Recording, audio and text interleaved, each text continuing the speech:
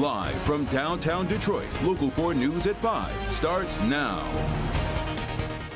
He says it's in his best interest of his family. Detroit Police Commissioner Brian Ferguson has resigned just a day after sheriff's deputies say they caught him with a prostitute. That story tops our news tonight at 5. Thanks for being with us. I'm Kimberly Gill. I'm Devin Skillian. Ferguson's resignation was announced this afternoon in a news release. It comes less than 24 hours after he denied the claims and called the whole thing a big misunderstanding. Rod Maloney live for us tonight. And Rod, the timeline here, things moved pretty quickly.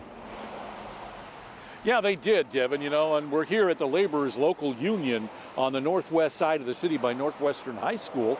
And it's here in about an hour and a half. The police commissioners are going to have their weekly meeting. But there's going to be an empty chair here tonight. Talk to the people for barricaded gunmen. Now, former Police Commissioner Brian Ferguson just completed his term as Civilian Oversight Board Chairman on June 30th, and his term as regular commissioner was to run through 2024.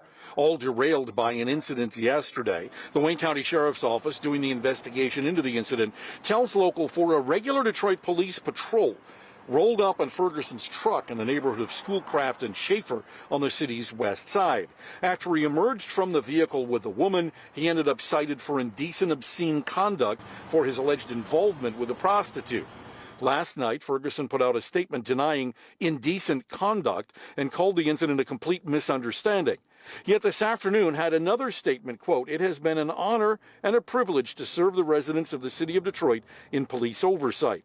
After further consideration in the best interests of my family and the board, I am choosing to resign as District 1 Police Commissioner effective immediately.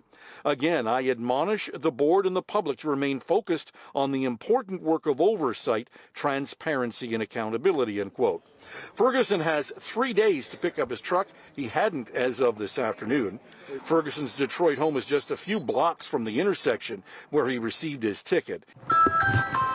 He was not home when we visited this afternoon looking for a comment, and he didn't answer his cell phone either. And repeated attempts to get him to talk about this turned up nothing at this point. And so as it stands right now, indeed, this was a very quick series of events. Devin, back to you. Have we heard from the police commission on this today, Rod? We have not. I have made about half a dozen phone calls, got voicemails for most of them. The chairman said he had no comment until they have the meeting here tonight. So perhaps they will have something to say about that. Yeah. All right, Rod. Let's move now to Harper Woods, where one man is dead, another man injured after a shooting this morning. Happened right around 10 o'clock on Kelly, not too far from Ross, and the shooter is still on the loose. Megan Woods has been on this story since it broke. Megan, what are police telling you tonight? Kimberly, Devin, not much, except that they need the community's help in figuring out why someone did this, and, especially in broad daylight. On an average morning, this parking lot is busy with customers, but this morning it was crowded with family and friends in disbelief and investigators looking for answers. Harper Woods police say a call that one person was shot came in at 8:55 this morning, and when they arrived on scene, they found this: the body of a 37-year-old shot and killed in this van parked in front of Loudheads, a tobacco shop set to open at 9.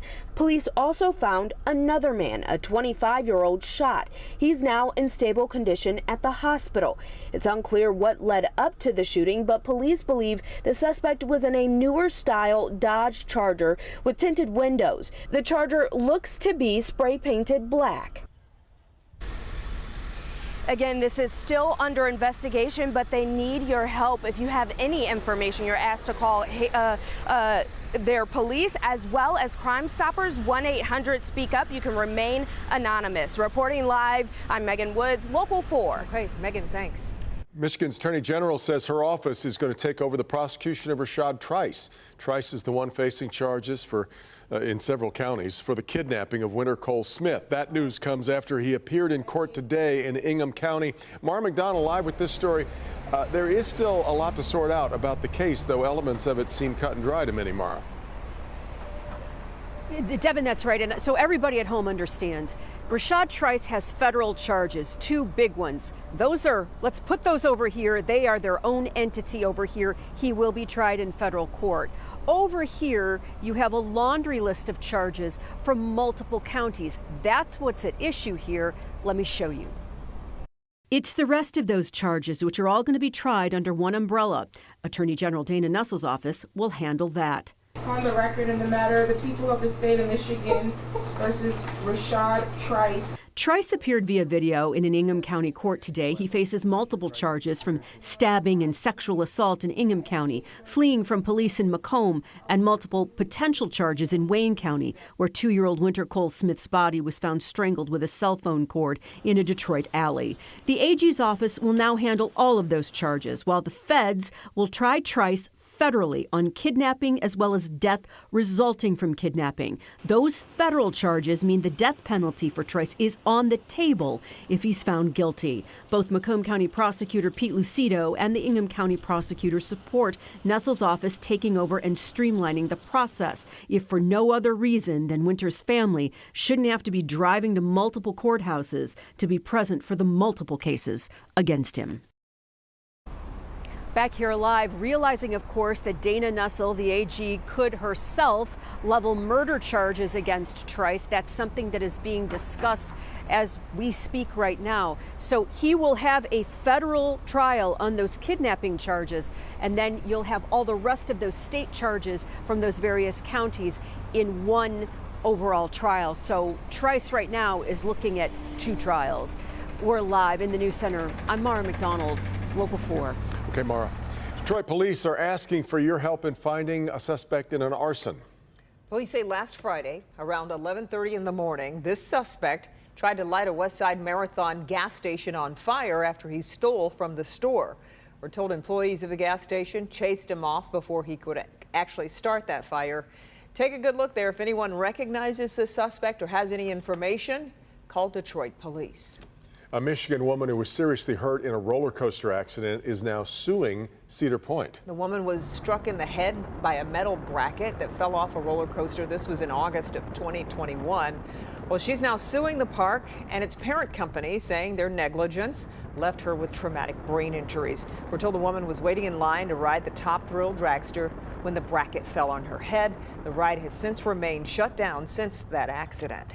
All right, the Powerball jackpot keeps on climbing after no one won in yesterday's drawing. The big prize now sits at an estimated $875 million, the 3rd largest grand prize ever.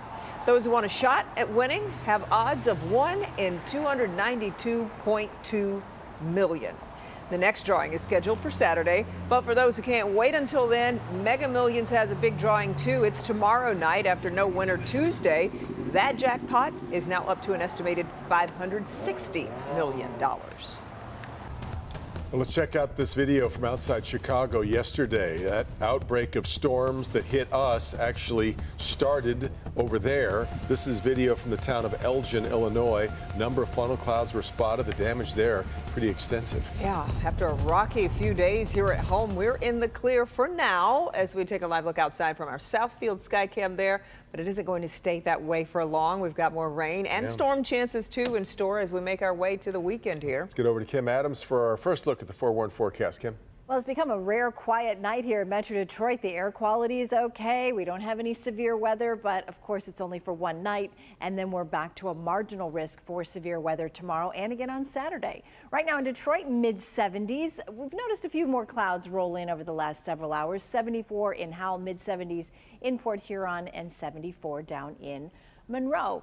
Exact Track 40 radar finally quiet, but tomorrow, 24 hours from now, could be a little bit active as we are once again under a marginal risk for severe weather. Again, this is the lowest threat level, but as we've already seen, that doesn't mean that we're out of the woods and there won't be thunderstorms, because we could definitely get some thunderstorms tomorrow with high winds and large hail. Hail being the biggest concern right now for the storms tomorrow, and those storms will likely continue into Saturday morning. So the Storm Prediction Center has also put us under a marginal risk for severe weather on Saturday. The majority of the storms appear to be coming in the morning. Now tomorrow, the morning will be dry, so it's the opposite for Friday. 67 at 8 a.m., 74 by 10 at noon. We're in the 80s, and by the afternoon, you'll notice a humid day tomorrow. It'll be a bit muggier, and as that heat and humidity build, we'll see some stronger showers and storms in the afternoon and evening, which I will time out for you in a few minutes.